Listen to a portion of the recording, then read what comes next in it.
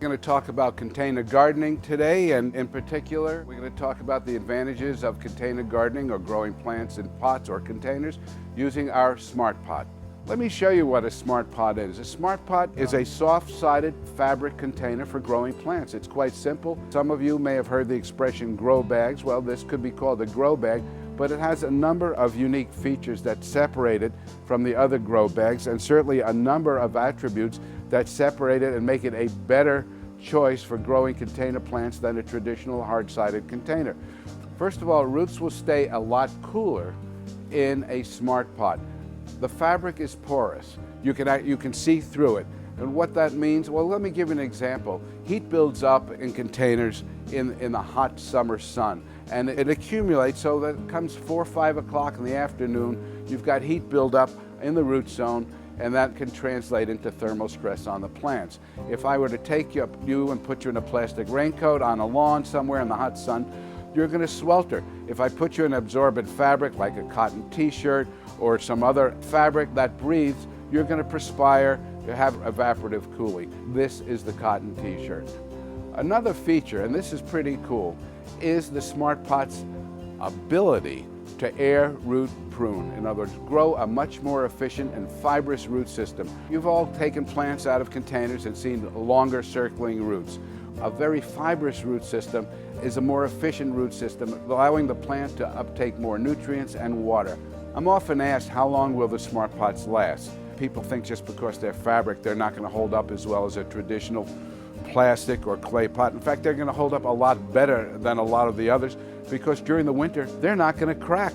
They're not going to freeze like plastic can or ceramic can or clay can. They are very tough. I drag them around all over the place from one season to the next.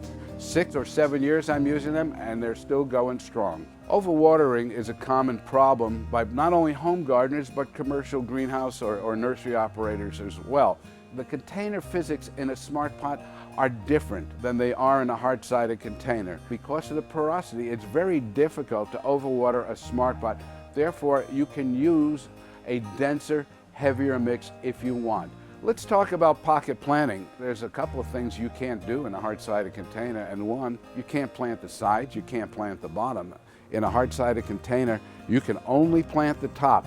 With a soft-sided fabric bag or Smart Pot, you can virtually plant the walls as well as the floor if you want to hang it up. There are basically two kinds of potatoes. There are the regular or larger potatoes, and there are the fingerlings, or sometimes they're called the gourmet potatoes. You find them in farmers markets.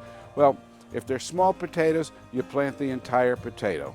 If they're larger potatoes, you cut them into pieces so that each piece contains at least one eye, because it's the eye that grows and develops into the plant, and of course that's where the potatoes come from. Just take 5 potato sections. I've got 4 inches of soil that I've started with. Space them equally.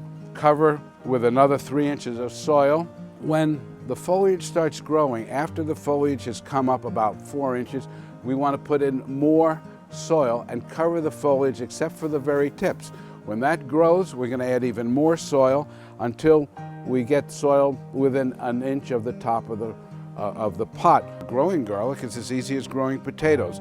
The difference is, whereas the potatoes, I just filled it 4 inches and then I put my seed potatoes in.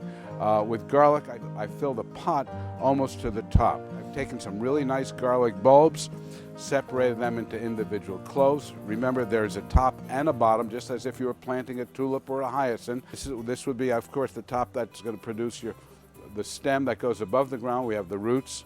Put them in equal distance. You want to plant it approximately double the length of the clove.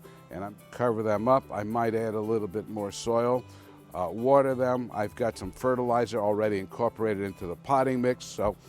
And in a couple of weeks, the first garlic shoots will be popping through. Smart Pots are available in a variety of sizes. You can grow almost anything in them. I use the smaller sizes for radish, salad greens, herbs, the middle sizes for peppers. I grow both sweet peppers, chilies, I grow strawberries. The larger sizes are perfect for the potatoes, as we demonstrated earlier. Tomatoes, melons, it's up to you. use your imagination, and I hope you enjoy using and growing your smart pots for many years as I have.